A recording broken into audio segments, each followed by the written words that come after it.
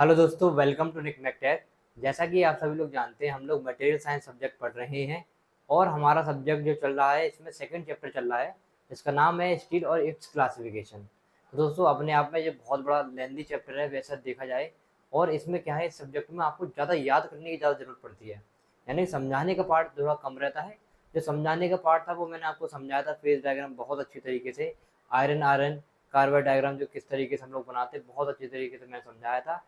और अगर अभी तक आपने वो वीडियोस नहीं देखी और आप देखना चाहते हो तो ऊपर आई बटन, नीचे डिस्क्रिप्शन बॉक्स में कंप्लीट प्लेलिस्ट मिल जाएगी, आप वहाँ जाकर देख सकते हो। आज की वीडियो में हम लोग सेकंड चैप्टर को कंप्लीट करेंगे। तो ये थोड़ी सी ज़्यादा लंबी वीडियो होने वाली है। देखो, आपको ज़्यादा लिखना ना पड़े या मुझे ज़्यादा लिखना ना पड़े, इसलिए मैं अपने जो नोट्स, मेरे हैंड रिटन नोट्स हैं, उसी से आपको पढ़ाने वाला हूँ। तो आज हम लोग चैप्टर्स कंप्लीट करेंगे। जितना भी इम्पोर्टेंट पार्ट्स हैं, हालांकि पढ़ तो तुम बहुत ज़्यादा सकते हो, लेकिन जितना इंपॉर्टेंट पार्ट्स है जो एग्जाम में पूछा जाता है, जो मैंने प्रीवियस ईयर पेपर्स को भी एनालाइज किया था, वो सब मैं आपके लिए लिख कर लाया हूँ। सेकंड चैप्टर को आज हम कंप्लीट करेंगे, लास्ट तक वीडियो में बने रहिए। तो देखिए, ये लेक्चर्स किस किस के लिए हेल्पफुल रहने वाले हैं, ये बात मैं आपको बता चुका हूँ।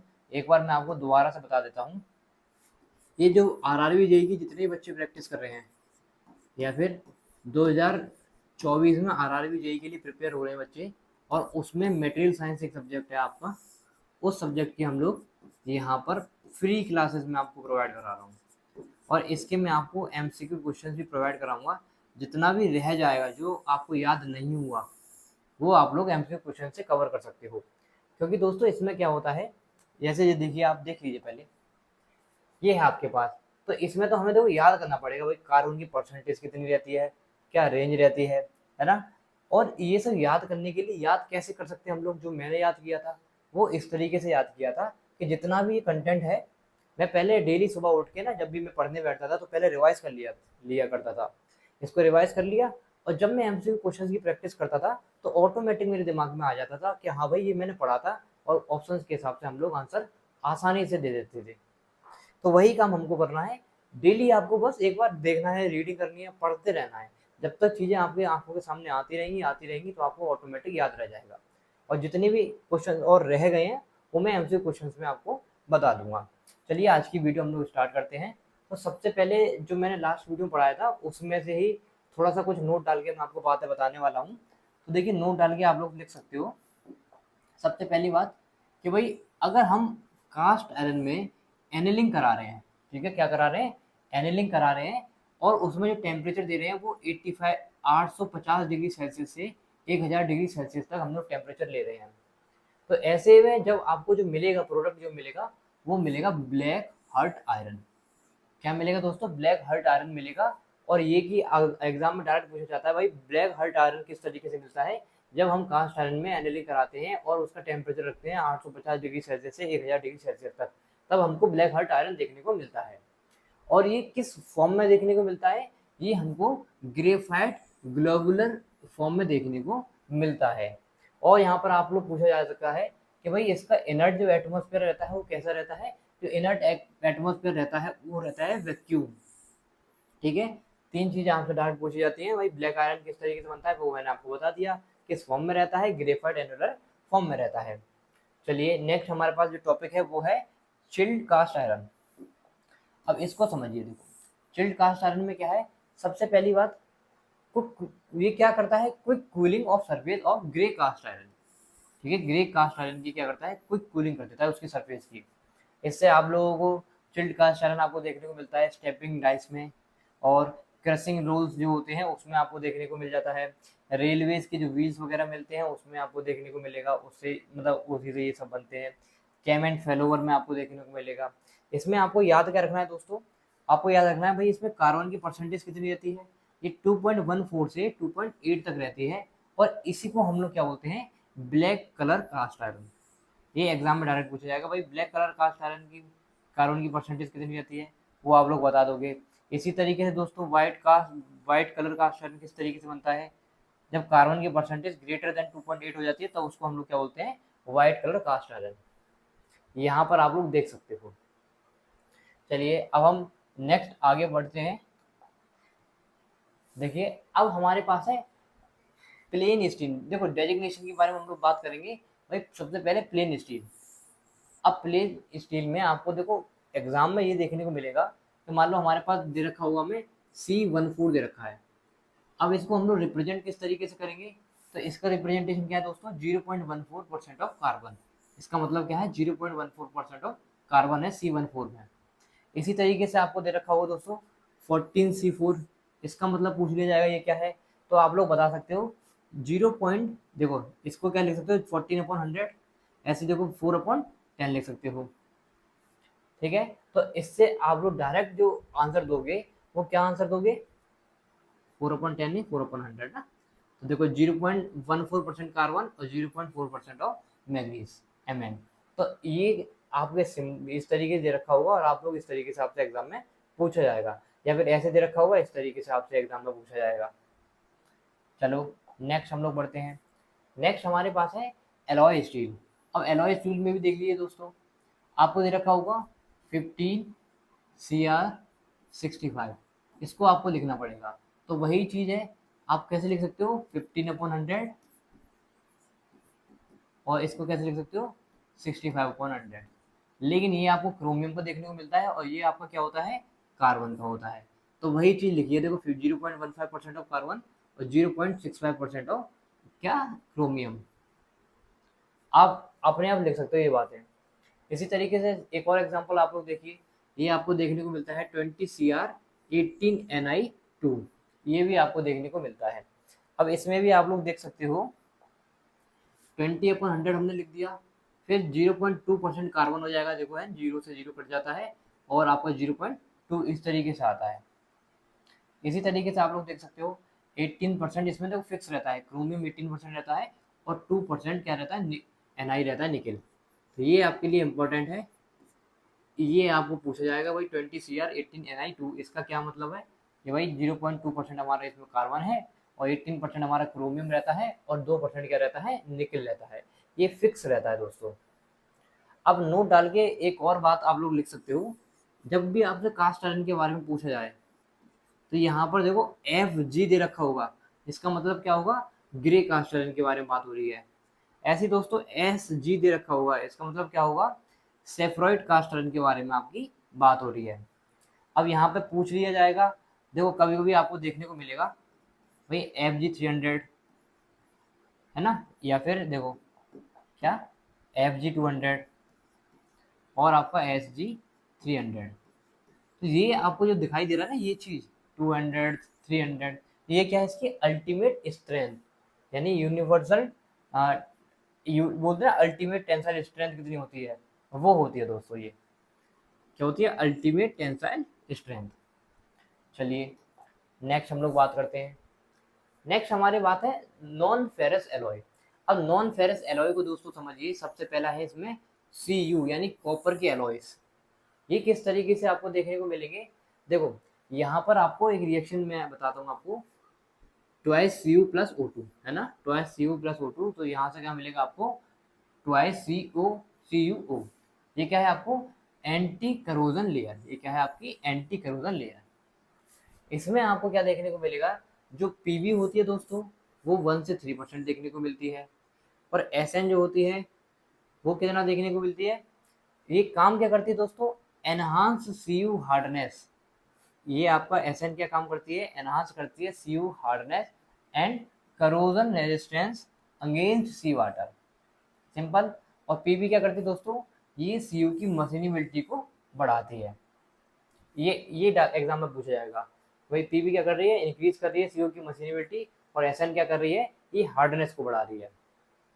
और हार्डनेस को कैसे बढ़ा रही है, करोजन रेजिस्टेंस को वो करके एलिमिनेट, मतलब करोजन रेजिस्टेंस को बनाकर। अब हम लोग बात करते हैं सबसे पहले नॉन फेरस में ब्रास के बारे में, कि भाई ब्रास के बारे में हमको बताइए।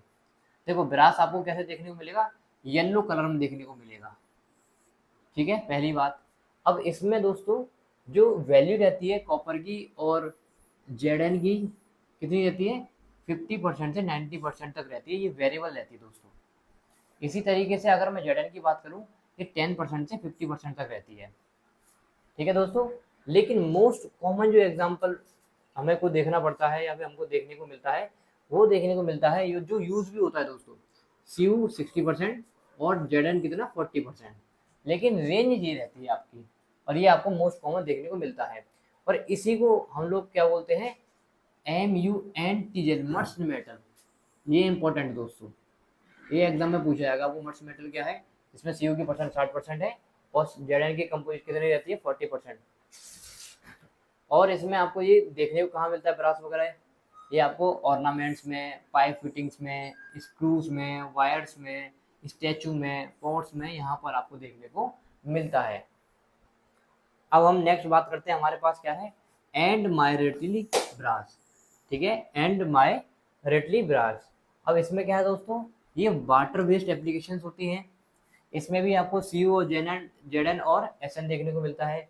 ये 70% देखने को मिलता है आपका CU, और Zn 29%, और Sn जो कितना देखने को मिलता है 1% देखने को मिलता है आपको। इसी तरीके से नेवल ब्रास पूछ लिया जाए। नेवल ब्रास में क्या दोस्तों, ये भी वाटर बेस्ड एप्लीकेशन होती है। इसमें भी आपको CU, Zn, Sn तीनों देखने को मिलता है। लेकिन जो CU देखने को मिलता है वो 60% देखने को मिलता है, और Zn आपको 39% हम लोग लेते हैं, और Sn कितना लेते हैं 1% लेते हैं। सिंपल। मैं थोड़ा जल्दी जल्दी कवर आपको करा देता हूँ ताकि आपको समय ज़्यादा वेस्ट ना हो। देखो, कार्टेज ब्रास के बारे में हम लोग बात करें, ये भी CU प्लस Zn है ना। CU कितना 70% और Zn कितना 30%। इसको इसमें ये आपको कहाँ देखने को मिलेगा, एम्यूनेशन जो ब्लड्स होती हैं उसमें आपको देखने को मिल जाएगा, इसी से बनती है दोस्तों एम्यूनेशन ब्लड्स। ब्राजिंग एलॉय की बात करें हम, ब्रेजिंग एलॉय के बारे में, CU, Zn प्लस Sn और एल्यूमिनियम है ना। CU कितना होता है 60%, Zn कितना होता है 38%, और Sn और एल्यूमिनियम 2% तक हम लोग लेते हैं। और ये ब्रेज वेल्डिंग में आपको देखने को मिल जाएगा। ब्रेजिंग स्पिलर की अगर हम बात करें, इसमें भी CU और Zn होते हैं, और 50-50% मात्रा में प्रेजेंट होते हैं। और जो टेंसाइल स्ट्रेंथ होती है वेल्डिंग की है ना, क्या होती है, ग्रेटर देन होती है 4 to 7 डिग्री से। चलिए नेक्स्ट हम लोग बात करते हैं ब्रोंज के बारे में दोस्तों। ब्रोंज को और समझिए, ये आपको स्टैचू में, टॉयज में, बेल में और ऑर्नामेंट्स में आपको देखने को मिल जाते हैं। ब्रोंज मेटल से ही आपको देखने को मिलते हैं बने हुए। इसमें आपको देखो दोस्तों, CU कितनी रहती है 705 से 70 डिग्री सेल्सियस से आपको 95% तक आपकी रहती है। Sn की बात करूँ 5 से 25% तक रहती है। और देखो, सबसे मेन इंपॉर्टेंट एक बात आप मार्क करके लिख सकते हो Sn के बारे में। Sn क्या कर रहा है दोस्तों, ये डिक्रीज कर रहा है डक्टिलिटी को, इसकी CU की डक्टिलिटी को डिक्रीज कर रहा है, और इंक्रीज क्या कर रहा है, स्ट्रेंथ Sn। और अगर Sn ग्रेटर देन हो जाएगा 8% से, तो उसको हम लोग बोलेंगे कास्टिंग ब्रॉन्ज, ये इंपॉर्टेंट है। और अगर Sn लेस देन हो जाएगा 8% से, तो इसको क्या बोलेंगे दोस्तों, रॉट आयरन, रॉट ब्रॉन्ज। यहाँ पर स्ट्रेंथ जो ब्रेस होती है ये लेस देन होता है किससे, ब्रॉन्ज से। सिंपल ये कहानी है। चलिए नेक्स्ट हम लोग बात करते हैं अब ऑन्स मेटल के बारे में। देखो ऑन्स मेटल क्या है, इसमें हम लोग CU, Zn, Sn, Pb है ना, और Ni और CO लेते हैं। और Ni और जो CO है आपका कोबाल्ट, ये कितना है, अप टू 2% तक रहता है। Pb कितना रहता है 6% तक, Sn भी 6% है, Zn भी 6% है, और CU कितना रहता है दोस्तों 80 से 86% तक रहता है, हम लोग लेते हैं इतना। सबसे ज़्यादा इंपॉर्टेंट जो कि मैं प्रीवियस क्लास में आपको बता चुका हूँ, गन मेटल। ये एग्जाम में पूछा भी जा चुका है और इस बार भी पूछा जाएगा। तो ये गन मेटल के बारे में हमको बताइए। ये आपको फ्यूजिबल प्लग जो बॉयलर्स होते हैं उसमें आपको देखने को उसमें भी हम लोग यूज़ करते हैं। ये दो तरीके के आपको, सबसे पहले एक टाइप 1 और टाइप 2 जो एग्जाम में पूछा जाता है मोस्ट कॉमन, वो ये टाइप 1 पूछा जाता है, जिसमें CU कितना परसेंट रहता है दोस्तों 88%, और Zn हमारा कितना रहता है 2%, और Sn कितना रहता है 10%। बहुत सिंपल तरीके से मैं आपको बता रहा हूँ। टाइप 2 में अगर बात करें, इसमें CU कितना परसेंट रहता है 85%, Zn 5%, Pb कितना 4 से 10% तक वेरी करता है, और इसमें निकल भी होता है अप टू 6% तक। ये आपको कहाँ देखने को मिलेंगे, गन के बैरल में देखने को मिल जाएंगे, बुलेट्स में, मशीन पार्ट्स में, और ब्रश बियरिंग वगैरह। ये गन पाउडर ही यूज़ करते हैं इनको बनाने के लिए। ठीक है, चलिए नेक्स्ट हम लोग बात करें। ये बेसिकली जो मैं लास्ट में आपको बताता हूँ इसके एप्लीकेशंस हैं, जिसमें आपको ये सब चीज़ देखने को मिल जाती है। अब हम बात करते हैं बेल मेटल के बारे में। बेल मेटल क्या है, bells, ball bodies, piston rings, उसमें हम लोग बेल मेटल का यूज़ करते हैं। इसमें CU 70 से 80% होता है, और Sn कितना रहता है 20 से 30% Sn की मात्रा रहती है। यहाँ पर नेक्स्ट हम लोग बात करेंगे फॉस्फोरस बॉन्ज के बारे में। फॉस्फोरस बॉन्ज में भी आपको देखने को मिलेगा CU 85 से 88% तक, Zn मैक्सिमम 1% तक आपको देखने को मिलेगा, PV आपको लेस देन 1% देखने को मिलेगा, और SN आपको 10 से 20% देखने को मिलेगा, और P आपको कितना देखने को मिलेगा फॉस्फोरस मैक्सिमम 1%। ये आपको कहाँ यूज आपको देखने को मिल जाएंगे, स्प्रिंग्स में, गियर्स वगैरह, बियरिंग्स, बुश, वॉशर वगैरह, इसमें हम लोग फॉस्फोरस बॉन्ज का इस्तेमाल करते हैं। अब हम बात करते हैं अल्फा बॉन्ज के बारे में। इसमें CU 95% रहता है, SN 5% रहता है। इसमें कॉइन्स, स्प्रिंग, टरबाइन, ब्लेड है ना, उसमें आपको अल्फा ब्रॉन्ज देखने को मिलता है। तो दोस्तों ये जो मैं आपको बता रहा हूँ, जल्दी जल्दी भी बता रहा हूँ, वो इसलिए बता रहा हूँ क्योंकि ये सब क्या है, आपको याद करना पड़ेगा। क्या करना पड़ेगा, याद करना पड़ेगा, और याद करने का तरीका मैंने आपको बता दिया। डेली बस इसको एक बार रीडिंग लगानी है और MCQ क्वेश्चंस की प्रैक्टिस करनी है, वहीं से आपको याद होगा। चलिए आज मुझे चैप्टर कंप्लीट कराना है तो मैं पूरा कंप्लीट करा के आपको छोड़ूंगा आज। जो मेन मेन बातें हैं, देखो एल्यूमिनियम एलॉय के बारे में हम लोग डिस्कस करते हैं। सबसे पहला क्या है, ड्यूरेलियम, ड्यूरेल्यूमिन, ये रॉड एल्यूमिनियम भी इसको हम लोग बोलते हैं। और एल्यूमिनियम इसमें कितना होता है, 90 से 95%। CU कितना होता है, 2 से 5%।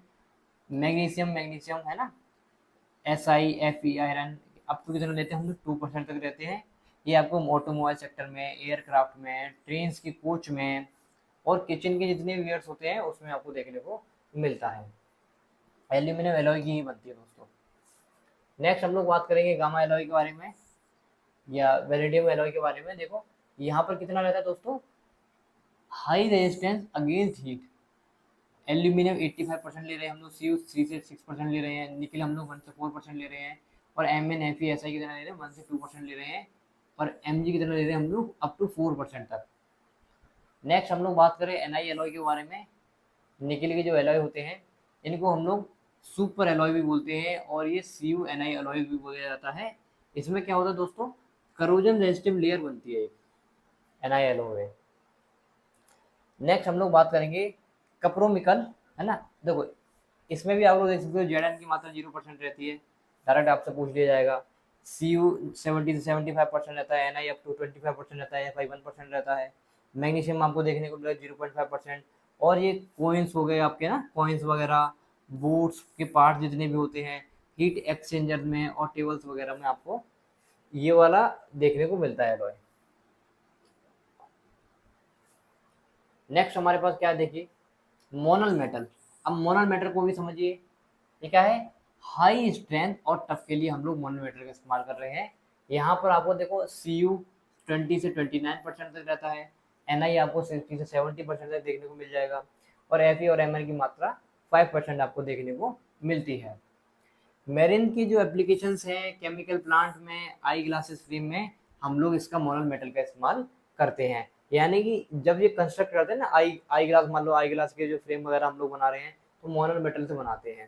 तो ये सब चीज़ मैं इसलिए बताता हूँ आपको।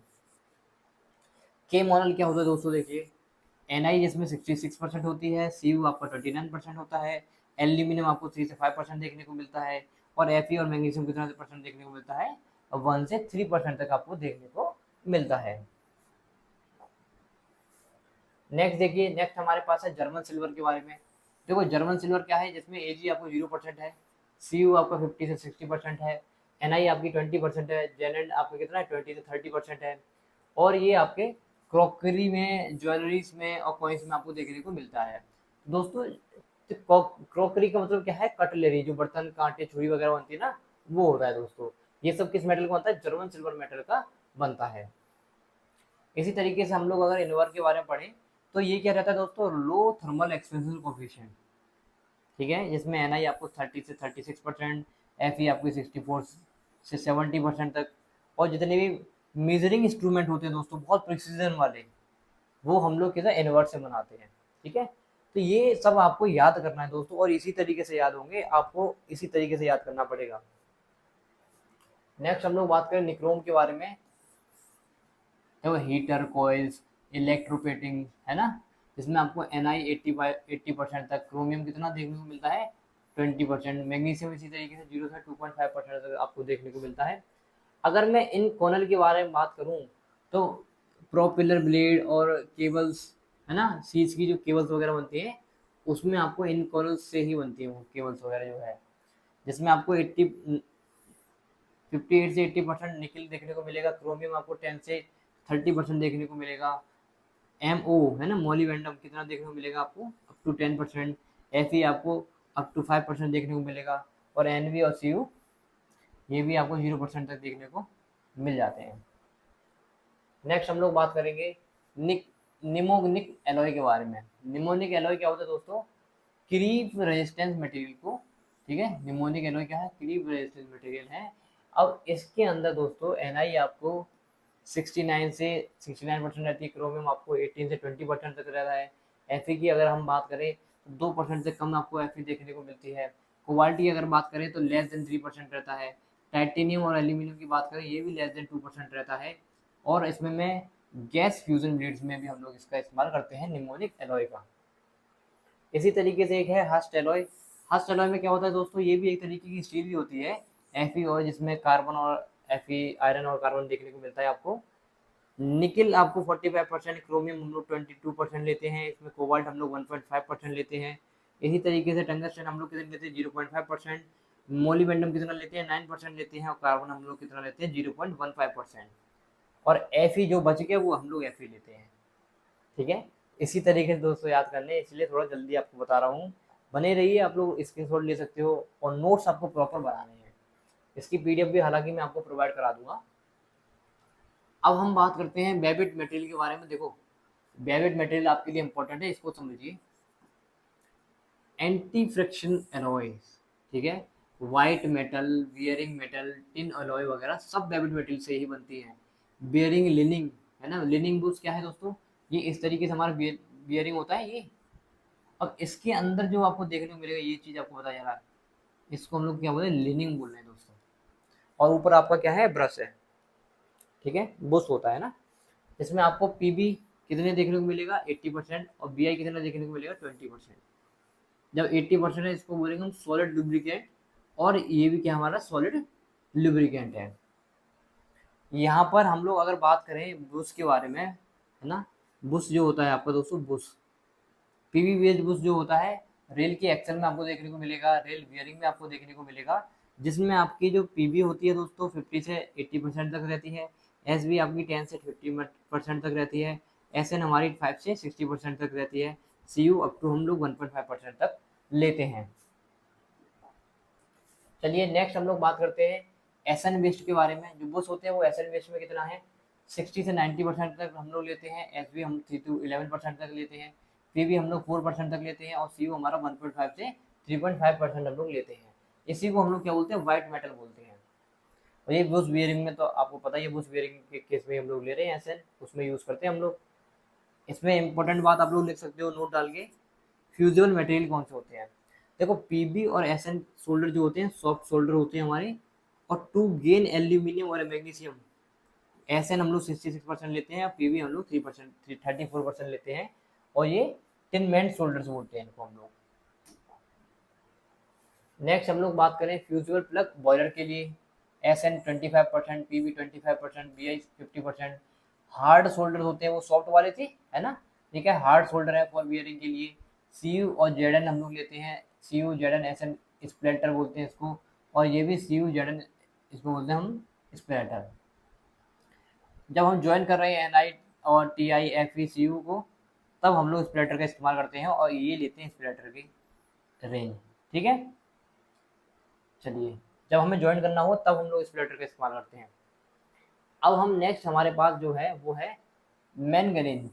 मैंगनीज में हम लोग जो जितने भी देखो रेजिस्टेंस वगैरह होते हैं ना आपके, उसमें हम लोग रेजिस्टेंस वगैरह बनाते हैं, उसमें हम मैंगनीज का इस्तेमाल करते हैं, जिसमें आपकी सी यू 84.2% रहती है, और आपका मैग्नीशियम 12.8% देखने को मिलता है, निकिल आपको 3.7% देखने को मिलता है। ये हाई रेजिस्टिविटी शो करते हैं, क्या शो करते हैं दोस्तों, हाई रेजिस्टिविटी शो करते हैं मेटल। और आपका जो temperature, change in temperature does not affect its resistance.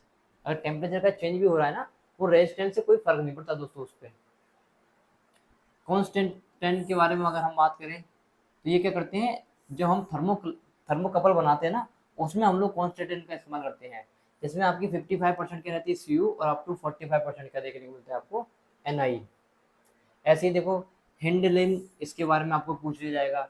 Alloy of aluminium utensils वगैरह में, और इसमें क्या रहता है, एल्यूमिनियम, मैग्नीशियम, एमएन, SiCr सब लेते हैं हम लोग। ऐसे ही परमलॉय के बारे में, इसमें Ni 50-80%, Fi 20% रहती है। और ट्रांसफॉर्मर के जो लेमिनेशन कोर्स वगैरह होती है, उसमें हम लोग परमियलॉय इस्तेमाल करते हैं, उसी से परमियलॉय से ही बनी होती है दोस्तों वो। अब देखो इम्पोर्टेंट पार्ट है, यहाँ से आपसे क्वेश्चन पूछा जाएगा। Alloy element for steel, steel के एलॉय एलिमेंट क्या है, सबसे पहले है क्रोमियम। ये अप टू हम लोग 30% तक लेते हैं। ये करता क्या है, एनहांस करता है किसको, करोजन रेजिस्टेंस को। और क्या एनहांस करता है दोस्तों, हार्डेनिबिलिटी को एनहांस करता है। प्रमोट्स करता है क्या, डी ऑक्सीडेशन को प्रमोट करता है। तो ये इंपॉर्टेंट है आपके लिए क्रोमियम। नेक्स्ट हम लोग अगर देखें तो हमारे पास क्या है, निकिल। निकिल को देखिए दोस्तों, ये हम लोग 50 अप टू 50% लेते हैं।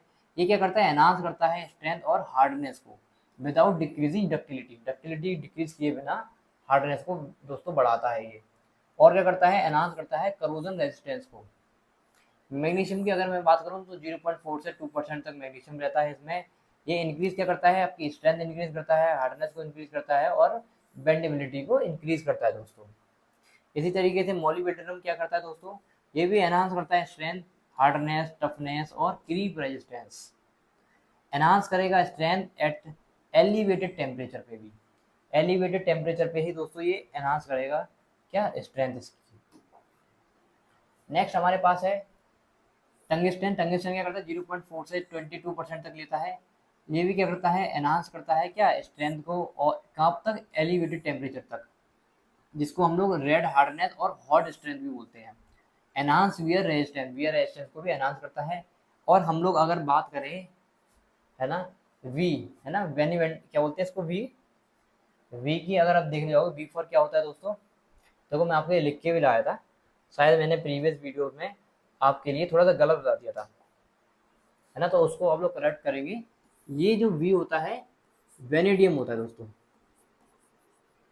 शायद अगर मैंने प्रीवियस वीडियो में थोड़ा गलत बोल दिया हो वी के बारे में, तो आप लोग उसको करेक्ट कर लेना।